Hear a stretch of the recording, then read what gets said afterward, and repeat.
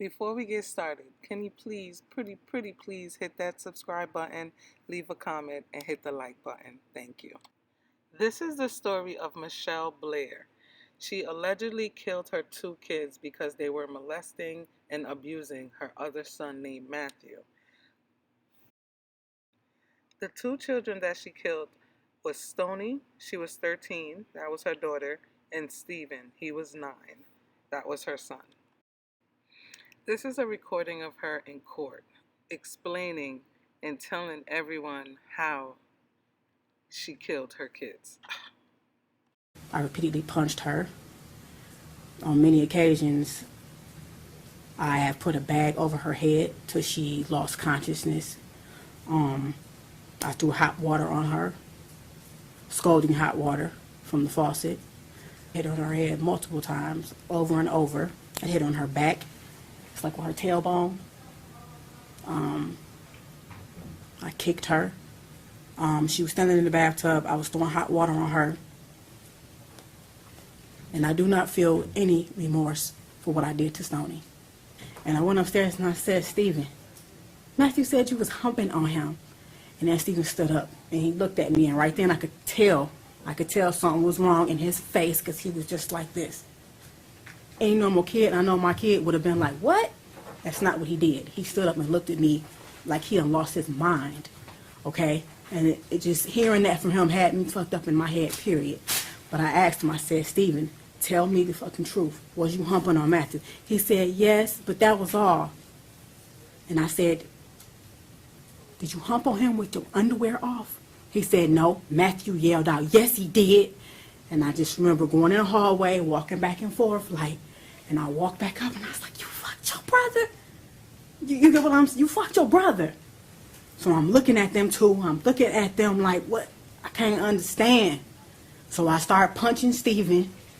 You know, I'm like, what the fuck are you doing to him? The reason I put bags over Stephen's head is because my son told me that the plastic on his bed, because I thought he was a bedwetter, he said, sometimes, Mom, I couldn't breathe. Stephen was laying on me and he had my face down and the plastic on the bed, I couldn't breathe, and he was humping on my butt like a basketball.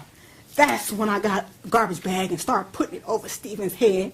And I started asking him, bitch, you know what I'm saying? You see what this feel like? You can't breathe?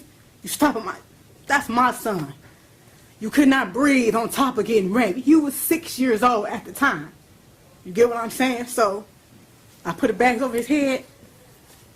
He lost consciousness. I did that a couple times.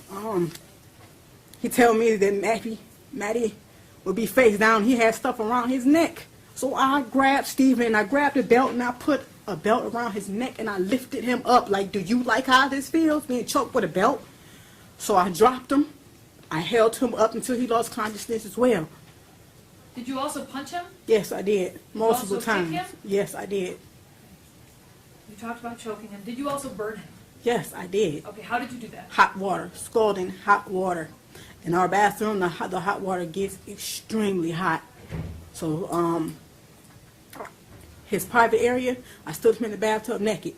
You fucked up my son with your dick, you know? So yes, I threw hot water in his genital area multiple times. Multiple times. Yes. Yes. I threw hot water on him repeatedly. Did that make him burn? Yes, it did. His skin came off. Did you also make him drink Windex? Yes, I did, because Matthew told me in the middle of the night he had took him in the basement and he made him drink the blue stuff from under the sink. And I'm like, what blue stuff? So I walked Matty downstairs. He showed me what I said. You made Matty drink fucking Windex. And then I went back to like years before, and I'm like, is this what was wrong with him? I thought Matthew had the stomach flu, where you vomit and have diarrhea. You get what, at the same time? At that time, this is what was going around. A lot of people had it, so this is what I thought Matthew had. He didn't. Stephen made him drink Windex. So yes, I made that boy drink Windex. Okay, I'm just trying to clarify the record. Okay, again, you knew you were seriously harming him, but you didn't intend to murder him. No. Okay. But your actions ultimately caused his death. Yes, they did. Okay. But because they had their hands in Matthew and they controlled him in every type of way. down to food. They would take his meat, basically. We didn't always eat together. I thought him and Stephen was very close, so Stephen would manipulate me. Mom, can me and Maddie eat up in our room? I'm like, yeah, go ahead. I'm thinking that's his best friend, that's his brother. That's how he made it seem. But that's a lie. He kept Matthew up under his wing on purpose. Matthew never wanted to be around Stephen, and I don't know how I didn't see that. So they would take his food and would actually only let him eat his vegetables. So yes, when I fed Stephen, he only got vegetables and like healthy things, and it was minimal, like oatmeal and things like that. He did not get meat.